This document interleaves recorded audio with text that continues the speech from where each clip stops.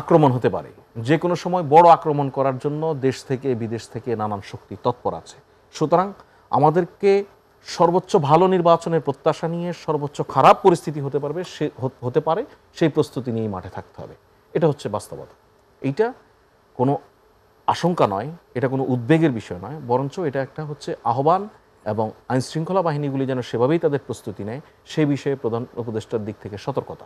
প্রথম আপনি যে বিষয়টা বলছেন, মাননীয় প্রধান উপদেষ্টা গতকালকে আইনশৃঙ্খলা বাহিনীর কর্তা ব্যক্তিদের সঙ্গে একই সঙ্গে মন্ত্রণালয়ের উপদেষ্টা সহ সংশ্লিষ্ট অন্যান্য সিনিয়র কর্মকর্তাদের সঙ্গে আগামী নির্বাচনের প্রস্তুতি বিষয়ে একটি বৈঠক করেছেন।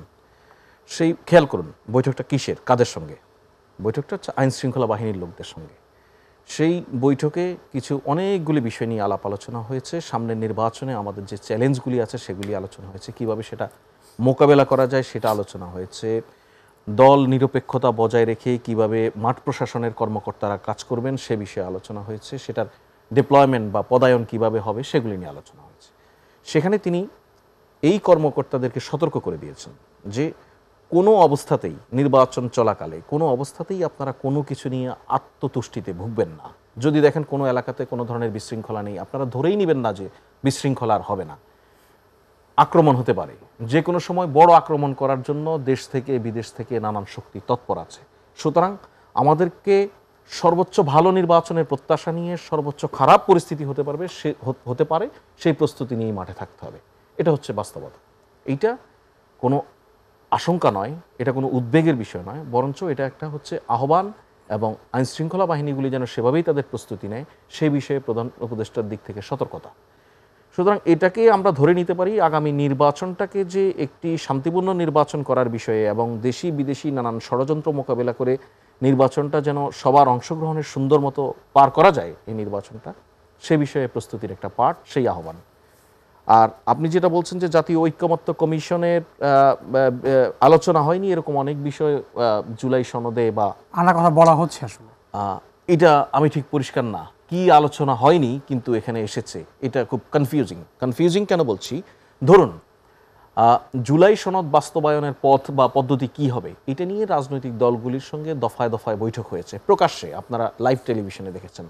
সেখানে রাজনৈতিক দলগুলিই কিন্তু জাতীয় ঐক্যমত্য কমিশনকে বলেছে যে তাহলে বাস্তবায়নের কি পদ্ধতি হতে পারে সেটা আপনারা ঐক্যমত্য কমিশন থেকে বা সরকারের দিক থেকে প্রস্তাব করবেন। সেই মোতাবেক কিন্তু জাতীয় ঐক্যমত্য কমিশন দুটি বিকল্প প্রস্তাব সরকারের কাছে দিয়েছে। এগুলি কিন্তু প্রস্তাব, এগুলি কিন্তু সিদ্ধান্ত না। সুতরাং সিদ্ধান্তের জায়গাটা এখনো সরকারের হাতে। অপরদিকে আপনি যেটা বলছেন যে রেফারি ভূমিকা থাকা গোল করে দিয়েছে, এটাকে আমি খুবই পলিটিক্যাল রেথরিক হিসেবে দেখতে চাই। এটা কেন পলিটিক্যাল রেথরিক আমি বলছি, আপনি দেখুন যে হানা ভোট বা গণভোটের বিষয়ে আলাপ হচ্ছে, সেই গণভোটটা কিসের উপর হবে? গণভোটটা কিন্তু জুলাই সনদের উপর নয়, গণভোটটা হচ্ছে জুলাই সনদ বাস্তবায়ন আদেশ 2025 তার উপরে। সেই আদেশের মধ্যে যেমন অনেকগুলি বিষয় লিখিত রয়েছে, তেমনি এখানে সনদটাও অন্তর্ভুক্ত রয়েছে। যেই প্রশ্নটা আসছে যে কিছু রাজনৈতিক দল নোট অফ ডিসেন্ট দিয়েছে, সেই নোট অফ ডিসেন্টের অনুপস্থিতি, না, বিষয়টা ঠিক এরকম নয়। জুলাই সনদ যেটি রাজনৈতিক দলগুলি স্বাক্ষর করেছে সেখানে তো নোট অফ ডিসেন্ট সহ স্বাক্ষর করেছেন ওনারা, সেই নোট অফ ডিসেন্টও কিন্তু আদেশের মধ্যে থাকছে। আচ্ছা, আপনি টেকনিক্যালি যদি একটু বোঝার চেষ্টা করি আমরা, তাহলে আপনি দেখবেন যে এখানে বলা হচ্ছে যে আগামী সংসদ নির্বাচনের প্রথম 270 দিনের মধ্যে এই জুলাই সনদ বাস্তবায়নের জন্য সংবিধান সংস্কার পরিষদ হিসেবে সংসদ দ্বৈত রোল পালন করবে। তাহলে আমি যদি গণভোটটাকেই চূড়ান্ত ধরে নিতাম, গণভোটের মধ্য দিয়েই সব চূড়ান্ত, তাহলে তো আর আপনার পার্লামেন্টের ডিসকাশনের এই কথাটা বলা হতো না। বা যে বিষয়ে আমরা তিনজনই এই গণভোটে সব চূড়ান্ত সিদ্ধান্ত আসবে না, এই যে বিষয়ে আমরা তিনজনই একমত, সেই এবং নাগরিকরাও হাঁ ভোট দিয়েছে, সেই বিষয় নিয়ে তার আলোচনার কিছু নেই। সুতরাং আলোচনার জন্য যে 270 দিন রাখা হলো সেটা কিসের জন্য? সেটা হচ্ছে যেই 48টা বিষয় নিয়ে আমরা গণভোটে যাচ্ছি সংবিধান সংক্রান্ত বিষয়, সেই 48টা বিষয়ের মধ্যে 18টি বিষয়ে নোট অফ ডিসেন্ট রয়েছে। কোনোটিতে বিএনপির, কোনোটিতে অপরাপর দলগুলি রয়েছে। এর মধ্যে 15টির মতো বিষয়ে বিএনপির দিক থেকে নোট অফ ডিসেন্ট রয়েছে, আর 3টিতে জামাতের নোট অফ ডিসেন্ট রয়েছে। তার মানে আমাদের এই 270 দিনের আলোচনার মূল জায়গাটা হচ্ছে নোট অফ ডিসেন্ট সংক্রান্ত যে ইস্যুগুলি, সেগুলি আলোচনা করেই সংবিধান সংস্কার পরিষদ এ বিষয়ে সিদ্ধান্তে আসবে। এটা তো পরিষ্কার।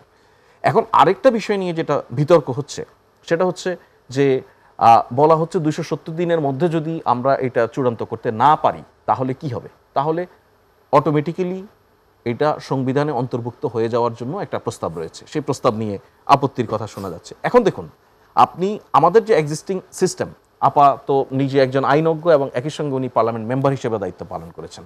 আমাদের সংসদে যখন একটি বিল পাস হয়, বিল পাস হওয়ার পরে সেটা আইনে রূপ নেওয়ার জন্য কিছু প্রক্রিয়াগত বিষয় আছে। রাষ্ট্রপতির কাছে সেটা যায়, রাষ্ট্রপতি যখনই স্বাক্ষর করেন তখন সেটা আইন হিসেবে পরিণত হয়।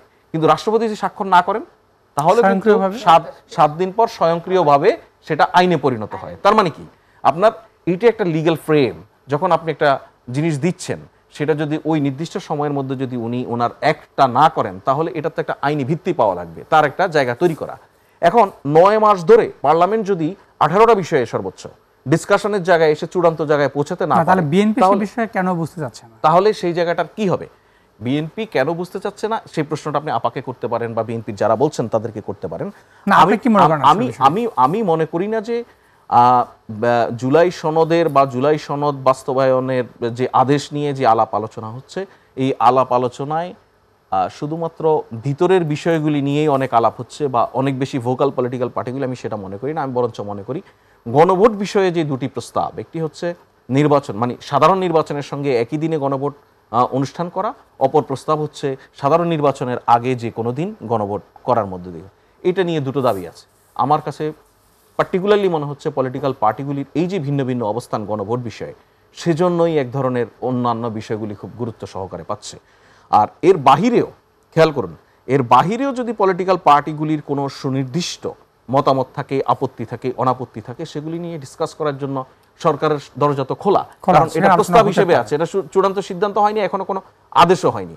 সুতরাং আমার কাছে মনে হয় না আমরা ইমিডিয়েটলি যে ধরনের আশঙ্কার মধ্যে আছি রাজনৈতিক দলগুলি একে অপরের প্রতি বক্তব্য দেওয়ার ফলে, এইটা এই পজিশনেই থাকবে।